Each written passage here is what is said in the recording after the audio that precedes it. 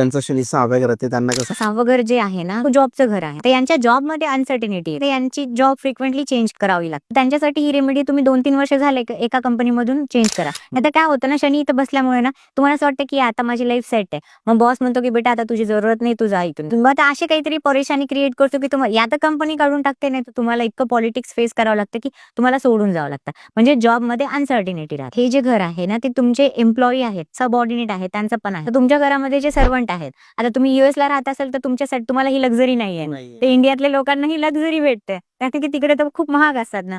तर तुमचे जे सबऑर्डिनेट म्हणजे तुमचे जे हेल्पर आहेत ना, ते तुम्हाला टिकत नाही. 2 महिने कुक राहिला तर मग तुम्हाला काहीतरी अशी बदमाशी करेल आणि निघून जाईल. मग तुम्हाला परेशान म्हणजे बेसिकली तुम्हाला चांगले सर्व्हंट नाही मिळत. तुमच्यासाठी खास रेमेडी आहे ना, तुम्ही तुमच्या सर्व्हंट सोबत ना चांगलं मिळून राहा. म्हणजे तुम्हाला त्यांच्यात चांगलं ठेवायचंय. तुम्ही किती जरी ट्राय केले तर एक तर तुम्हाला चांगले भेटणार नाही आणि एखादा भेटला तर तुम्ही त्यांच्यासोबत चांगले रिलेशनशिप ठेवा. त्यांना टाईमला बघा.